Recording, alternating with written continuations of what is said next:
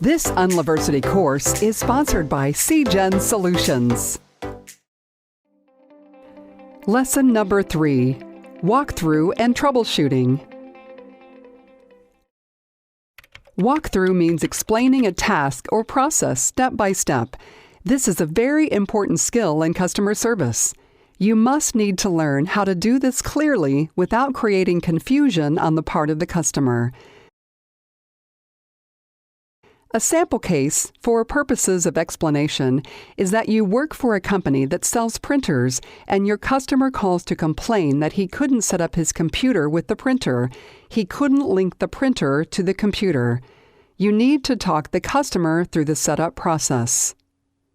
You may know the steps by heart, but it may be the first time your customer has tried to install a printer and link it to his computer, and he may have no idea how to begin doing it. You also need to keep in mind that you are on the phone, and that means you have to be very clear and very specific. You cannot combine steps. You have to go through it one by one. Let me repeat that. You cannot combine steps, and you have to go through it one by one. It's your job to ensure that the customer doesn't get overwhelmed or frustrated. Tiny steps broken down into pieces will make things easier for the customer, and it helps to move along at a regular pace instead of needing to explain things over and over again. A missed step will also prolong the process and will cause inefficiency and frustration from your end and the customer's end. A tip is to confirm completion after each step. Confirm completion before going on to the next step. Always make sure that the last one was done correctly. Are you finished with the step? Let me know if you're done with that step. Please let me know if you're done with that step. Kindly, please let me know if you're done with that step. Adding please or kindly gives it a friendlier tone. We don't really need to go over many phrases for this because it would really depend on your company. A product or service training by your company will give you more information on standardized step-by-step walkthroughs. What we will go through are the tips to make sure you keep the walkthrough efficient. Always remember to stay patient with the customer no matter what. Even if they get upset briefly, they will most likely calm down again, especially if you yourself are patient and calm. If they see that you are in control mentally, then it really helps make them feel more comfortable. Now let's get into a sample walkthrough. Let's start going through the steps and getting this computer set up for the printer. Let's just imagine here that we're on the phone and we need to be extra clear. So we need to say at the beginning, "Please let me know when you're ready." Or you could say, "Are you ready to get started?"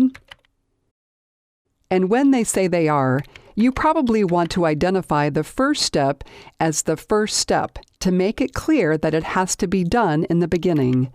Make sure that you and the customer are aligned that it's the first step. Okay, the first step is to check if the printer is plugged in. This may seem obvious, but in a lot of troubleshooting cases, some very simple steps are just missed by the customer. Another way you can start is to confirm that the first step has been done through little questions.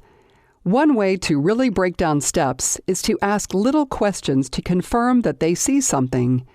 Okay, the first step is to check if the power indicator light is blinking. Do you see the power indicator light? Do you see it blinking? And if they confirm, you can also say, "Okay, let's move to the next step." Do you have the installation CD on hand? If they confirm, you say, "Let's move to the next step." Insert the installation CD on your computer. Confirm that it's done. Were you able to insert the installation CD on your computer? A question format forces them to answer. And if the customer says yes, you can ask about the next step. Did the printer setup application pop up? It did? Can you see the installation button that says Start? Yes? Please click on Start. Let me know if it's starting. It is? All right. Please let me know when it ends so we can move to the next step. Sometimes you need to be specific, like saying, "Please click the middle button that says Setup." Remember, you are on the phone, so be as specific as you can when you're talking about the position of something.